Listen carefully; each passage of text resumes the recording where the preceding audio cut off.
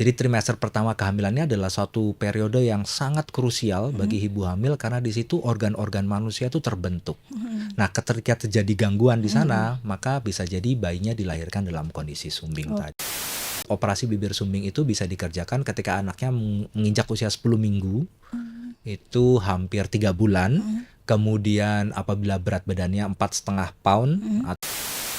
Dukanya untuk pasien-pasien seperti ini adalah kadang-kadang orang tua ini tidak mendengarkan edukasi dari dokter atau tenaga kesehatan. Jadi kembali ke kita, kadang-kadang jahitannya ada yang jebol gitu ketika ada, Dok? ada ya. Jadi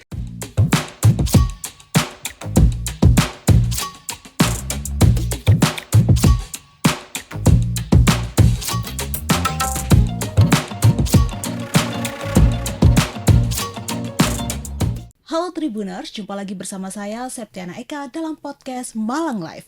Pada episode kali ini kita akan membahas tentang operasi bibir sumbing dan langit-langit bersama Dr. Yudi Siswanto, dokter spesialis bedah plastik RSI Unisma Malang. Assalamualaikum warahmatullahi wabarakatuh, dokter. Waalaikumsalam warahmatullahi wabarakatuh, Mbak Eka. Ya, sehat ya dokter ya? Alhamdulillah sehat. Alhamdulillah sehat. Disapa dulu dok Tribuners yang ada di rumah. Halo Tribuners, perkenalkan nama saya Dr. Yudi Siswanto. Saya seorang dokter spesialis bedah plastik, rekonstruksi dan estetik, dan kebetulan saya bekerja di Rumah Sakit Islam Unisma di Dinoyo, Jalan MT Haryono, di mana rumah sakit ini memiliki suatu layanan khusus untuk pasien-pasien bibir sumbing atau langit-langit sumbing yang disebut dengan cleft center atau pusat perawatan sumbing ya, baik bagi anak-anak maupun juga bagi orang dewasa. Oke, bagi anak-anak dan juga orang dewasa ya dok ya. Nah, ini kan kita membahas tema yang menarik ya dok ya, tentang bibir sumbing dan langit-langit. Mungkin sebelumnya bisa dijelaskan terlebih dahulu kepada Tribuners yang ada di rumah, apa sih bibir sumbing dan langit-langit itu? Baik, jadi bibir sumbing dan juga langit-langit sumbing itu, Tribuners sekalian, ini adalah suatu kelainan bawaan yang dimana didapatkan celah, dimana celahnya ini dijumpai di bibir atau di gusi, bahkan juga sampai langit-langit. Jadi kalau bayi yang lahir normal itu kan bibirnya tertutup ya, bibir atasnya. Namun pada pasien-pasien dengan bibir sumbing, bibir atasnya terbuka. Nah, bibir atas yang terbuka ini bisa sampai ke gusi, bisa sampai ke langit-langit. Namun pasien-pasien dengan langit-langit sumbing, ini sumbingnya bisa jadi cuma di langit-langitnya saja. Orang Jawa mungkin bilangnya cetak mungkin ya, bahasa Jawanya. Nah, itu langit-langitnya saja yang terbelah, tapi bibirnya tidak terbelah. Oh gitu. Ini menarik karena seringkali pasien datang ke kami dalam kondisi yang sudah dewasa begitu ya, dengan keluhan suara sengau, kemudian makanannya masuk ke dalam hidung, tapi sejak kecil tidak pernah dideteksi. Kenapa demikian? Karena dari luar tidak ada keluhan sama sekali. Berarti dari luar nggak nampak dok? Tidak nampak, kecuali pasiennya disuruh membuka mulut.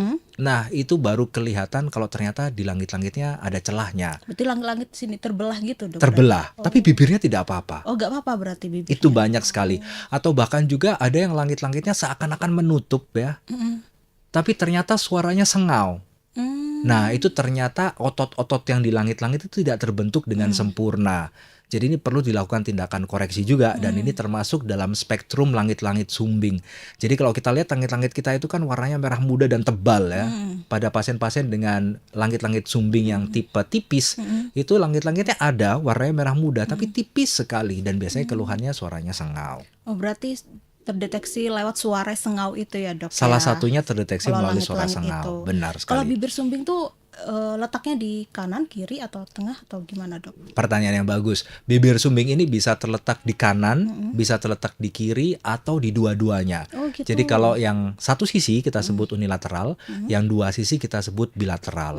Nah, sumbingnya itu bisa sampai ke hidung, jadi Oh gitu. lubang hidungnya terbelah. Oh iya ya. Atau kadang-kadang hanya di bibirnya saja, jadi tidak sampai ke lubang hidung. Nah, ini yang disebut dengan bibir sumbing incomplete.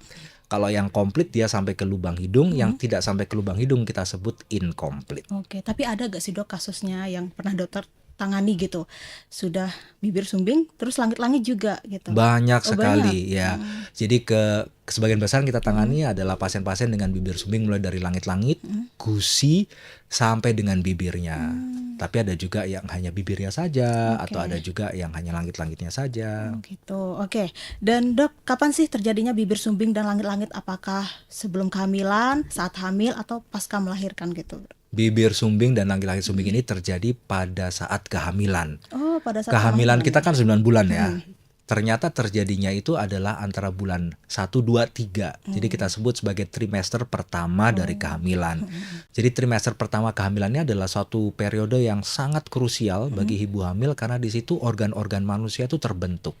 Nah, ketika terjadi gangguan di sana, maka bisa jadi bayinya dilahirkan dalam kondisi sumbing tadi. Oke. Dan apa Dok yang harus dilakukan ibu hamil untuk mencegah anaknya itu terlahir sumbing dan langit-langit itu, Dok? Nah, yang bisa dilakukan untuk ibu hamil dan juga keluarganya otomatis ya, karena ini tidak hanya beban dari ibu hamil saja, tapi juga suami, orang tua, dan lingkungan di sekitarnya adalah satu, menerapkan pola hidup sehat.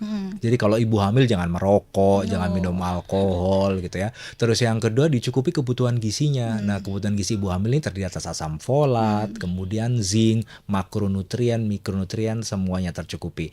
Insya Allah mudah-mudahan kalau lingkungan eksternalnya sudah baik, lingkungan internalnya juga baik, anaknya akan terlahir sehat. Oke, berarti kebutuhan vitamin tadi kayak asam folat, zinc itu harus benar-benar terpenuhi ya, Dok ya. Benar Dan sekali. ibu hamil dilarang merokok dan minum minuman yang beralkohol. Benar sekali, tidak boleh. Tapi ada juga mitos yang mengatakan kalau anak yang sumbing itu dilahirkan dari pasangan suami istri yang bapaknya suka mancing.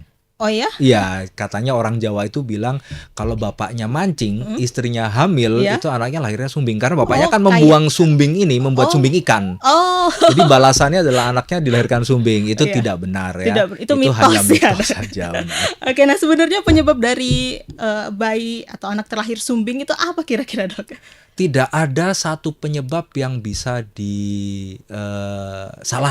Tidak ada satu penyebab yang khusus membuat bibir sumbing. Jadi kejadian bibir sumbing atau langit-langit sumbing ini adalah suatu kejadian multifaktorial. Artinya didukung oleh banyak faktor, baik faktor dari internal, faktor dari eksternal, gaya hidup orang tua, kemudian gizi dari ibunya, dan banyak sekali lain-lainnya yang kadang-kadang memang harus kita kontrol faktor-faktor ini agar anaknya terlahir sehat. Kalau faktor genetik itu mitos atau Sejauh fakta? ini belum ada belum penelitian ada. yang mengatakan bahwa faktor genetik itu berperan ya. Oh. Banyak penelitian-penelitian di Indonesia maupun di luar yang mencoba untuk membuktikan kira-kira ada tidak garis dari orang tua yang membuat anaknya sumbing. Namun sampai saat ini ilmuwan-ilmuwan di dunia dari universitas-universitas terkenal, dari rumah sakit-rumah sakit besar belum bisa memutuskan kalau ini ada kaitan genetik atau tidak. Oke, berarti genetik tuh gak ada kaitannya ya, Dok, ya, Benar. dengan anak terlahir sumbing dan langit-langit itu sendiri. Nah, Dok, kira-kira kalau kita membahas tentang dampak nih, Dok, apa saja dampak kesehatan atau sosial dan psikologis yang ditimbulkan ketika anak terlahir sumbing dan langit-langit? Nah, pasien bibir sumbing dan pasien langit-langit ini adalah pasien yang mendapatkan perhatian dari kami di yayasan kami untuk pelayanan Cleft Center di RSI Unisma. Kenapa demikian? Karena dampaknya itu sangat besar sekali. Apa aja, Dok, Dampaknya ya? itu tidak hanya pada anak, tapi juga pada orang tua. Oh. Saya pernah menangani seorang pasien yang ibunya seorang wanita karir, mempunyai kedudukan yang cukup tinggi di sebuah perbankan begitu ya. Dan ibunya ini setelah melahirkan anaknya yang sumbing, depresi. Jadi ibunya mengalami depresi, air susu ibunya tidak keluar, dan anaknya akhirnya gagal tumbuh atau mengalami kesulitan untuk naik berat badannya. Oh, gitu. Jadi dampaknya sampai ke ibunya. Atau juga ada orang tua yang, "Dok, saya kepingin anaknya dioperasi sekarang." Padahal anaknya itu umurnya 2 minggu ya. Masih bayi, masih merah tuh, minta dioperasi. Kenapa saya tanyakan? Kan ini bukan operasi yang emergensi, bukan operasi yang harus dikerjakan sekarang gitu. Karena ternyata orang tuanya malu Oh, gitu. punya anak yang sumbing. Jadi ini adalah dampak psikososial bagi orang tua. Namun dampak bagi pasien sendiri yang pertama adalah adanya pengucilan dari lingkungan sekitar atau dampak sosial. Kemudian gangguan dari makan. Jadi kalau dia bibirnya sumbing, Iya. otomatis makannya agak sulit ya. Atau mungkin ketika minum susu seringkali tersedak. Oh, gitu. Susunya atau makanannya keluar melalui hidung. Dan yang terakhir adalah gangguan berbicara. Kalau bibir sumbingnya disertai dengan langit-langit sumbing atau langit-langit sumbing saja, seringkali ucapan yang dikeluarkan oleh mulut dari pasien ini tidak bisa dimengerti dengan baik oleh orang sekitarnya. Dan itu yang kita sebut dengan gangguan wicara pada pasien-pasien bibir sumbing. Jadi dampak sosial ada, dampak klinis juga ada. Banyak sekali dampaknya ya, Dok ya.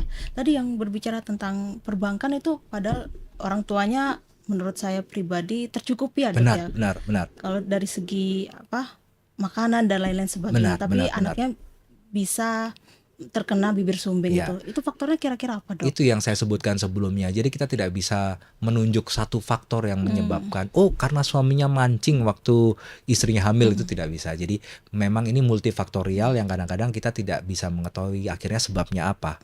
Yang bisa kita lakukan adalah membantu pasien dan juga keluarga pasien untuk recover dari penyakitnya ini, untuk pulih kembali, untuk dapat berfungsi sebagai manusia seutuhnya di masyarakat. Nah, tadi dokter mengatakan bahwa anak yang mengalami bibir sumbing itu kesulitan makan ya, Dok ya. Nah, kira-kira makannya apa, Dok? Apa sama seperti Benar, ya. Seperti Sebenarnya biasanya? mereka bisa makan seperti orang normal pada umumnya ya. Jadi kalau bayi umur kurang dari 6 bulan ini eksklusif air susu ibu. Kemudian ketika sudah menginjak usia 7 bulan mulai diberikan makanan yang lunak dan sebagainya. Ketika dewasa juga sudah bisa makan makanan yang keras seperti ayam goreng dan sebagainya. Akan tetapi kesulitannya adalah kadang-kadang makanan dan minuman itu keluar lewat hidung, kan nggak gitu. nyaman ya. Iya. Jadi perlu tindakan rekonstruksi, perlu tindakan operasi untuk menutup celah yang di atas agar makannya bisa lebih nyaman. Dan seringkali ketika pada bayi-bayi itu kalau makanan atau minuman keluar lewat hidung itu juga bisa masuk ke telinga. Jadi ada saluran yang menghubungkan antara mulut kita dengan telinga, dan pada pasien-pasien ini sering terjadi infeksi. Jadi infeksinya bukan cuma hanya di hidung saja tapi juga bisa di telinga pada pasien bibir sumbing. Jadi perlu mendapatkan perhatian yang khusus pada pasien-pasien sumbing ini agar tidak sampai terjadi infeksi-infeksi tadi. Oke, berarti harus segera dioperasi ya, Dok ya. Kira-kira usia berapa waktu yang Kalau tepat segera untuk- dioperasi tidak ya, tidak. karena pasien bibir sumbing ini adalah suatu kelainan yang tidak mengancam nyawa. Jadi pertanyaan yang berikutnya adalah pada usia berapa ideal dilakukan operasi. Operasi pada bibir sumbing tergantung dari spektrumnya, jadi tergantung pada keparahannya. Kalau misalnya dia hanya di bibir saja atau di langit-langit saja atau bibir dan langit-langit, itu mempunyai protokol yang berbeda. Namun pada hakikatnya secara singkat operasi bibir sumbing itu bisa dikerjakan ketika anaknya menginjak usia 10 minggu, itu hampir 3 bulan. Kemudian apabila berat badannya 4,5 pound atau sekitar 5 pound atau sekitar 4,5 kilo begitu ya, atau hampir 5 kilo, serta pemeriksaan darahnya hemoglobinnya 10 minimal. Ini adalah indikator-indikator yang perlu dipenuhi sebelum dilakukan tindakan operasi bibir, karena ini adalah hal yang harus dipastikan agar operasinya dapat dikerjakan dengan seaman mungkin. Namun kalau operasi langit-langit bisa mulai kita kerjakan ketika usia 10 tahun. Usia 10 Operasi tahun. gusi nanti sekitar langit-langit 10 bulan, operasi gusi nanti usia 10 tahun. Jadi ada tahap-tahap untuk Ada operasinya. tahap-tahapannya ya, Dok ya. Nggak langsung operasi seperti itu. Ada persyaratannya nggak sih, Dok? Persiapan atau syarat apa saja yang harus dilakukan bayi atau anak sebelum menjalani operasi bibir sumbing dan langit-langit? Terima kasih. Kebetulan kami di RSU Unisma menawarkan operasi gratis untuk pasien bibir sumbing dan langit-langit. Syaratnya secara administratif mempunyai KTP atau KK, tapi kalau misalnya ternyata tidak punya KTP atau KK karena belum terdaftar di keluarga pun tidak apa-apa, jadi tidak wajib. Namun syarat klinis yang harus dipenuhi adalah yang pertama, pasien dalam kondisi sehat.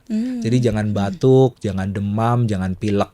Karena kalau misalnya pasien batuk, demam, pilek ini otomatis dia akan kurang optimal hasilnya nanti. Kemudian syarat berat badan minimal 4,5 kilogram atau hampir 5 kilo atau 5 pound. Kemudian usianya 10 minggu dan pemeriksaan darah hemoglobinnya menunjukkan angka 10 minimal. Itu syarat-syaratnya. Oke, syarat-syaratnya banyak sekali ya, Dok, yang harus dipersiapkan. Supaya aman Supaya operasinya, aman, benar. ya. Karena safety is number one.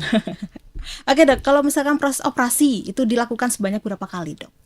Ini juga tergantung dari seberapa parah spektrum dari bibir sumbingnya. Kalau hanya operasi sumbing saja, mungkin bisa 1 kali operasi sudah selesai. Ya. Atau 2 kali operasi misalnya untuk revisi berikutnya, untuk membuat hidungnya simetris.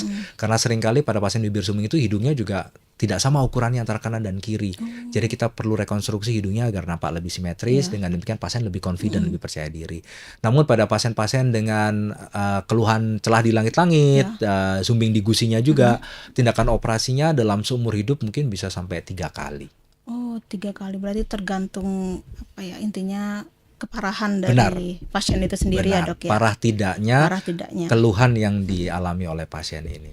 Oke. Nah, Dok, proses penyembuhan pasca operasi bibir sumbing dan langit-langit itu memerlukan waktu berapa lama kira-kira?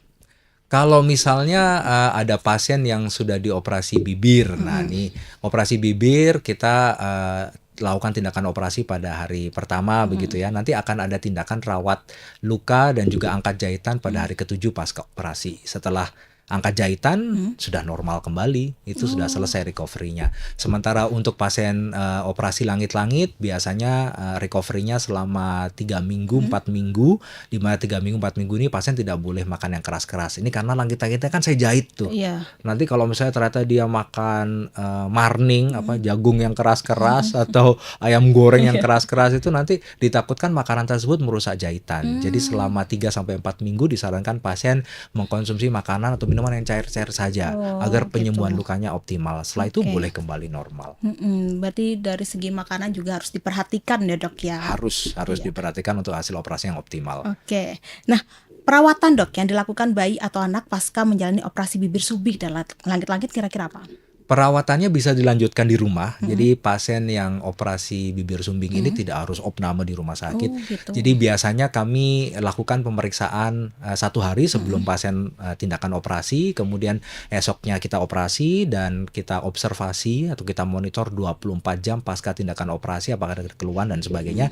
Apabila setelah 24 jam tidak ada keluhan, pasien boleh pulang. Dan selanjutnya perawatannya dilanjutkan oleh orang tua di rumah. Misalnya dengan merawat bekas jahitan di rumah. Ini bisa dikerjakan orang tua sendiri karena ini sangat simpel. Atau kalau misalnya operasi langit-langit yang di dalam itu bagaimana kita mengatur pola makannya, semuanya bisa dikerjakan oleh orang tua. Jadi nanti kita akan melakukan edukasi ke orang tua, kita jelaskan, Pak, Bu, nanti dibantu adiknya di rumah untuk merawat luka seperti ini, untuk makan seperti ini. Itu begitu kira-kira ya. ada jadwal kontrolnya nggak sih, Dok? Ada. Oh, ada. Ya, jadi setelah pasien pulang dari rumah sakit, kita berikan jadwal kontrol wajib 1 minggu setelah tindakan. Setelah itu apabila tidak ada keluhan, jadwal kontrolnya mungkin bisa sebulan atau 2 bulan atau 3 bulan kemudian. Setelah itu apabila tidak ada keluhan, tidak perlu kontrol lagi, udah selesai. Iya.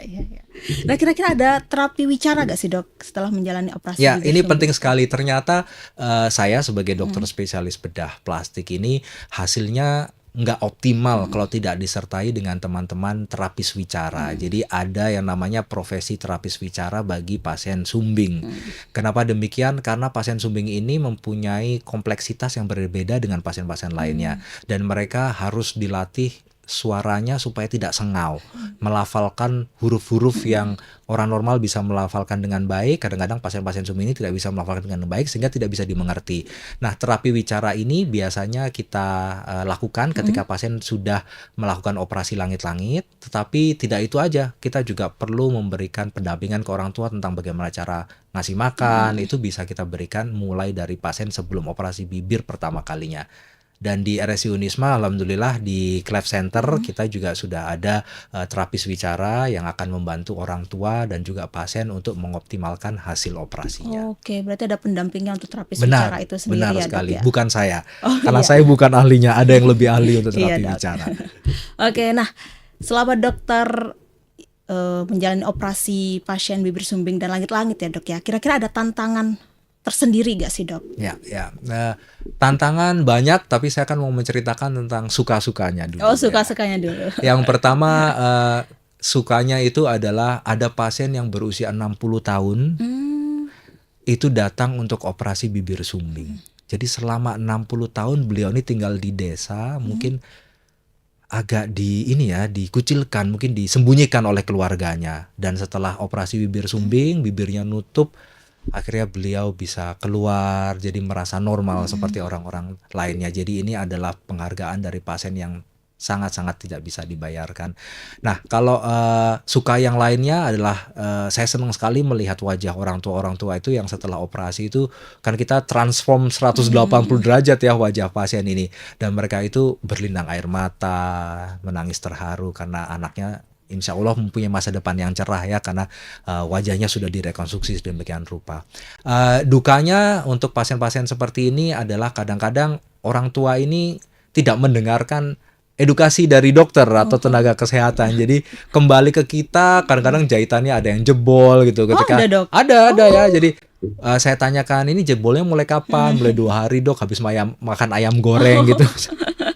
Loh kan nggak boleh makan ayam goreng dulu gitu ya. Nah ini tapi sekali 2 kali kadang-kadang ada, tidak banyak ya, dan alhamdulillah bisa kita atasi meskipun kadang-kadang memerlukan operasi lanjutan. Tapi kadang-kadang tanpa operasi lanjutan pun bisa kita atasi. Oke, berarti pasiennya nih nggak hanya anak-anak dan bayi aja ya dok, ya orang dewasa juga tidak bisa. Ada juga kemarin itu yang datang ke saya kelas 3 SMA. Oh, kelas 3 Bibirnya, SMA. wajahnya ganteng. Jadi siap untuk daftar Akpol waktu itu. Oh. Siap untuk daftar Akpol. Kemudian orang tuanya datang, saya lihat keluhannya apa, ngomongnya cadel dok. Sudah sempat ke dokter ahli wicara cadel. Ternyata ketika diperiksa, langit-langitnya ternyata tipis. Oh gitu. Nggak terbelah tapi tipis. Jadi otot-ototnya tidak terbentuk. Nah ini cukup menantang ya, karena satu, selama ini tidak terdeteksi. Jadi dipikir oh cadel biasa, begitu ternyata setelah diperiksakan oh ada keluhan di langit-langitnya. Jadi perlu tindakan rekonstruksi, dan memang tindakan rekonstruksi dan harus disertai dengan terapi bicara. Kalau kita berbicara masalah recovery seminggu 2 mingguan nggak nutut ya, karena pasien waktu itu kepingin daftar polisi ya. Iya. Jadi mudah-mudahan ini menjadi pelajaran bagi kita semuanya. Deteksi dini atau awal itu penting sekali.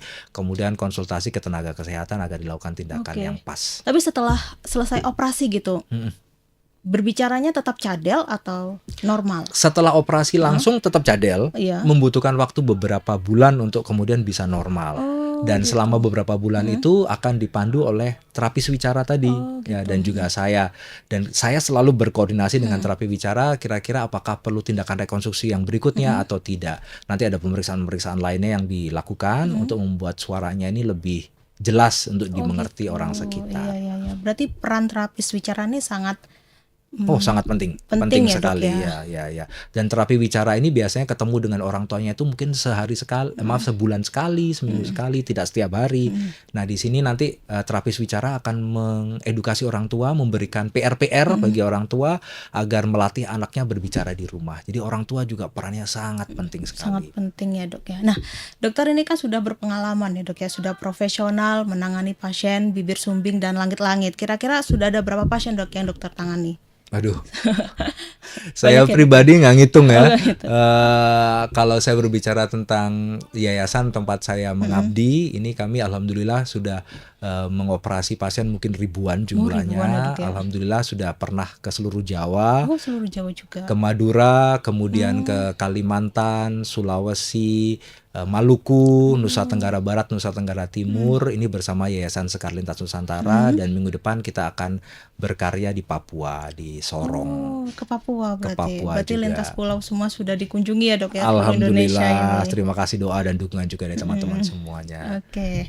Dok, ini kan misalkan ya dok ya, ada orang tua tuh yang pengen operasi anaknya bibir sumbing dan langit-langit tapi terkendala biaya dok. Solusinya tuh kira-kira gimana dok? Alhamdulillah saat ini ada donatur yang bisa memberikan bantuan biaya untuk operasi. Jadi tindakan operasi bibir sumbing dan langit-langit apabila tidak punya biaya atau tidak punya asuransi kesehatan lainnya, ini bisa dikerjakan secara gratis. Jadi hanya datang saja ke rumah sakit atau bisa chat. Sekarang kan sukanya chat ya semuanya ya. Biar gampang, biar praktis, chat ke admin. Nanti oleh admin akan dievaluasi, apabila perlu akan diketemukan dengan saya dulu sebagai dokter yang akan mengoperasi. Gratis juga konsultasinya, dan tindakan operasinya gratis. Bukan saja tindakan operasi, tapi rawat inap juga gratis. Kemudian makan selama di rawat inap juga gratis, operasi gratis, dan juga gratis ketika melakukan tindakan kontrol atau follow up nantinya. Oke, berarti orang tua gak perlu mikir pusing-pusing mikir biaya mikir operasi, gizinya aja ya, buat anaknya, ya. benar, karena gizi yang baik itu penting untuk optimalisasi pertumbuhan putra-putri. Oke, terakhir nih dokter, bisa diceritakan nggak dok kisah haru para orang tua yang anaknya berhasil dioperasi bibir sumbing dan langit-langit, dan apakah hal tersebut dapat menumbuhkan harapan baru bagi masa depan anak mereka? Nah ini saya punya pengalaman yang tidak bisa saya lupakan ya. Waktu itu saya ada di Banten, Jawa ya. Iya. Kemudian saya mengoperasi seorang anak. Saya lupa, ini bayinya itu laki atau perempuan, saya lupa. Oh gitu. Kemudian setelah 1 hari setelah operasi, saya kunjungi ke ruangan, saya pastikan kondisinya baik-baik saja setelah tindakan operasi, dan mulutnya waktu itu masih diplester. Jadi belum kelihatan jahitannya, belum kelihatan, bibir barunya belum kelihatan. Ketika saya datang ke bed pasien, saya izin ke kedua orang tuanya, Pak, Bu, operasinya kemarin berjalan lancar dan sekarang saya akan membuka plesternya dan akan menunjukkan ke Bapak Ibu ini semuanya hasil dari operasinya. Kemudian saya buka plesternya perlahan-lahan. Setelah saya buka, ruangannya tuh hening, tidak ada suaranya sama sekali. Semuanya terdiam. Saya kaget, kok terdiam, kenapa ya? Kemudian saya lihat Bapak Ibunya. Ternyata Bapak Ibunya berlinang air mata. Saya yang waktu itu berada di situ bingung ini, saya salah tingkah nih, saya harus ngapain gitu. Akhirnya saya pecahkan keheningan itu dengan memuji anaknya ini tadi. Wah, Bapak Ibu, selamat ya dikaruniai anak yang sangat ganteng. Terus orang tuanya bilang, anak saya perempuan, Dok. Ternyata saya salah ya bikin guyonan. Tapi alhamdulillah itu adalah karunia Tuhan yang kita dapatkan, dan itu tidak tergantikan dengan apapun ketika kita bisa melihat kebahagiaan orang tua yang anaknya sudah dilakukan tindakan rekonstruksi. Berarti ada rasa senang dan bangga dari dokter sendiri. Ada bisa. reward khusus bagi kami, meskipun kami harus melakukan perjalanan yang sangat panjang. Kadang-kadang kita harus naik perahu, kadang-kadang kita harus melakukan perjalanan berjam-jam untuk ke pulau-pulau yang saya nggak pernah Berarti itu ingat namanya. pelosok-pelosok juga, Dok? Pernah ya, kita juga pernah pelosok Sulawesi yang harus ganti pesawat 2 kali, kemudian melakukan perjalanan 8 jam, harus naik kapal 6 jam yang namanya mungkin saya lupa sekarang ya. Tapi melihat senyum orang tua, dan orang tua ini pasti optimis anaknya nanti bisa mempunyai masa depan cerah setelah wajahnya, langit-langitnya direkonstruksi. Wah, luar biasa sekali perjuangan dokter-dokter Indonesia. Kita semuanya, terima kasih. Oke, dokter, ini sudah 30 menit kalau nggak salah. Baik, banyak yang mau diceritakan soalnya. Oh, banyak ya, Ya, Dok ya. pesan saya yang terakhir untuk Tribuners sekalian, apabila ada saudara, kemudian tetangga atau siapapun yang nampak dengan kelainan bibir sumbing atau langit-langit sumbing, silakan datang untuk konsultasi. Ada pembiayaan dari asuransi kesehatan boleh. Kalau tidak ada, ini juga ada donatur yang berkenan untuk mensupport tindakan operasinya, baik operasi yang baru maupun operasi revisi. Jadi meskipun sudah pernah dilakukan operasi sebelumnya, namun hasilnya kurang optimal, kita bisa melakukan tindakan operasi lanjutan. Oke. Ini juga gratis. Gratis Boleh. ya, Dok ya, tanpa dipungut biaya. Tanpa dipungut biaya. Oke, Hanya chat aja ke Oh, admin. chat langsung ke admin ya, Dok ya. Oke, terima kasih Dokter Yudi Siswanto Sama-sama. atas waktu dan kesempatannya telah hadir di studio Tribun Jatim Network Malang ini. Baik Tribuners, sampai di sini dulu perjumpaan saya kali ini. Saya Septiana Eka dan Dokter Yudi Siswanto. pamit undur diri dan sampai jumpa kembali lagi dalam podcast Malang Live episode berikutnya. Assalamualaikum warahmatullahi wabarakatuh. Waalaikumsalam. Download Tribun X sekarang, menghadirkan lokal menjadi Indonesia.